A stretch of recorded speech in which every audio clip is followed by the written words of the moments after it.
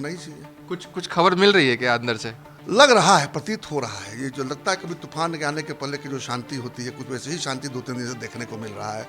Governor के यहाँ उनका जाना, इसके बाद सुशील मोदी जी का जाना, कल सारे विधायकों से मिलना, आज लालू जी के यहाँ जाना। और सुशील कुमार मोदी से जब पूछा जा बोलते हैं उन्होंने आसानी के आसान लफ्जों में अब तक कह दिया, मतलब होने वाला है, लग रहा है हमको लग रहा है कि हो रहा है, होना भी चाहिए इसको, होना भी चाहिए। मतलब होना भी चाहिए, क्योंकि क्या होना चाहिए? क्योंकि 22 तारीख को जब लालू जी ने साफ कह दिया उनसे कि तेजस्वी जी को मुख्यमंत्री बना दीजिए, तो सब पर कॉम्प्रोमाइज कर जाएंगे, उस पर तो कॉम्प्रोमाइज करेंगे नहीं, पावर नहीं छोड़ सकते हैं।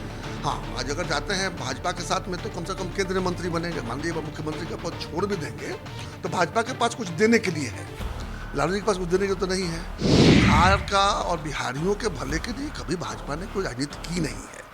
हम बिहारी बड़े भोले हैं और जाकर पार्टी भर भर के उनको जाकर वोट दे आते हैं, वो अलग बात है, लेकिन कभी भी भाजपा ने बिहारियों के बारे में या बिहार के बारे में तो कुछ अच्छा करने का सोचा भी नहीं है, करना दूर की बात है। नमस्कार, मैं देवांशु, आप देख रहे हैं न्यूज़ फॉर नेशन। बिहार के मुख्यमंत्री नीतीश कुमार अपने पार्टी के एमएलए से 1-to-1 मुलाकात करते हैं और कल दिन भर अपने आधिकारिक आवास में विधायकों से मिलते रहते हैं। इस वक्त हमारे साथ बात करने के लिए सारंग के एमएलसी सच्चिदानंद राय होंगे, लेकिन जिस तरीके से 2024 से पहले बिहार की पॉलिटिक्स जो है वो चुनावी मोड में आ चुकी है, नीतीश कुमार काफ़ी सबसे बड़ी मीटिंग सीएम नीतीश कुमार ने अपने आधिकारिक आवास पर बुलाई, उसके बाद विधायकों के साथ 1-to-1 मीटिंग करते हैं और इस बीच सूत्रों के हवाले से खबर ये कि पलटी जो है वो नीतीश कुमार फिर से मार सकते हैं। सुगबुगाहट जो है वो सियासी गलियारों में खूब जो है वो अब हो रही है। सच्चिदानंद राय जी, क्या खबर है आप तक, क्योंकि बहुत मुस्कुरा रहे जैसे मैं कह रहा हूँ पलटी मार सकते हैं। अच्छा ये बताइए, सांप फुफकारना बंद कर दे, बिच्छू काटना छोड़ दे, पलटी चाचा पलटना छोड़ दें तो दुनिया बदल जाएगी ना। तो अपने चरित्र में है, पलटना उनका काम है। चुनाव सामने आया, एक बार पलटी तो होना ही चाहिए। कुछ कुछ खबर मिल रही है क्या अंदर से? लग रहा है, प्रतीत हो रहा है, ये जो लगता है कभी तूफान के आने के पहले की जो शांति होती है, कुछ वैसे ही शांति 2-3 दिन से देखने को मिल रहा है।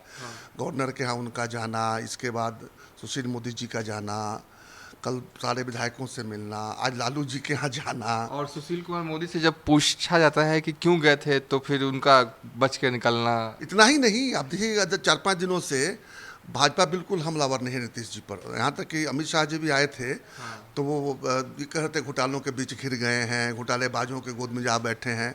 माने वो घोटालेबाज नहीं है, जाके घोटालेबाजों के गोद में बैठे हैं। इस तरह की भाषा से प्रतीत होता है कि कहीं ना कहीं कुछ खिचड़ी पक रहा है। और मुझे तो लग रहा है कि बहुत दूर नहीं है, 1-2 दिन के अंदर में आपको कोई बड़ा सा भूचाल दिखाई देगा।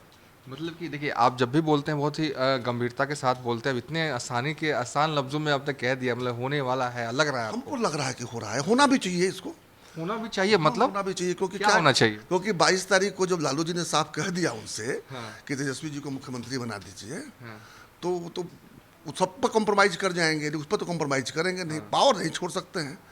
हाँ, आज अगर जाते हैं भाजपा के साथ में तो कम से कम केंद्रीय मंत्री बनेंगे, मान लीजिए मुख्यमंत्री का पद छोड़ भी देंगे तो भाजपा के पास कुछ देने के लिए है, लालू जी के पास कुछ देने के तो नहीं है। एक पता नहीं कौन सा ढपोर संघ जैसा बना विपक्षी एकता, उसका संयोजक तक लोगों ने नहीं बनाया इनको, तो छोड़ कैसे देंगे? छोड़ेंगे तो उसके बदले में मिलेगा क्या? अचानक राजनीतिक संन्यास तो लेंगे नहीं। इसलिए मैं कह रहा हूँ कि होना भी चाहिए। जिस तरह के वो नेता हैं, जिस तरह से उन्होंने सिर्फ कुर्सी के लिए अपना जीवन जिया है, तो कुर्सी के लिए बिना थोड़ी छोड़ देंगे। आपको लग रहा है कि बिहार के सियासी गलियारों में ये अंदर अंदर ये चल रहा है कि नीतीश कुमार जो है वो इधर आ सकते हैं, बातचीत का दौर जो है वो हो रहा होगा, ऐसा आपको लग रहा है? लग रहा है, ऐसा 3 दिन से ऐसा प्रतीत हो रहा है कि बात कुछ बहुत अब पूरा हाईवे पर आ गया है और स्पीड बढ़ गया है। पहले गली गली में चल रहा था, अभी हाईवे पर आ गया है। 22 तारीख के बाद से बड़ी तेज़ी आई है। 23 का भी देखे होंगे, वो जो प्रेस कॉन्फ्रेंस भी जो हुआ उसमें कोई किसी ने कुछ कहा तो नहीं, अपनी बात कह के उठ गए। प्रश्नों का जवाब तो दिया नहीं लोगों ने, मीडिया को कुछ पूछने का अवसर तक नहीं दिया। तो उसी दिन से प्रतीत हो रहा था कि अब नीतीश जी अपना जो है अगल बगल झांकना चालू कर दिए हैं। देखिए, बात नीतीश जी की नहीं है, नीतीश जी का तो चरित्र है।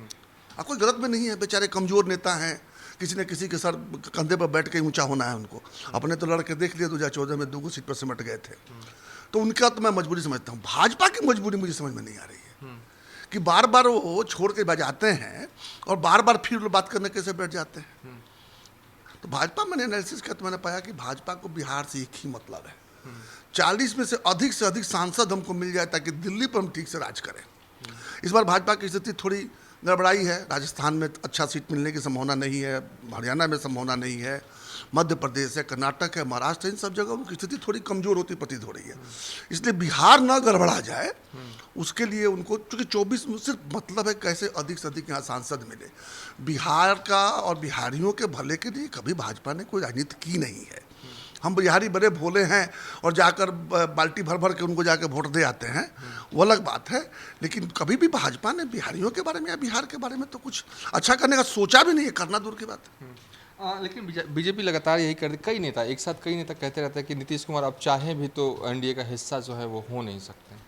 नहीं, उनको तो राजनीति की समझ नहीं है।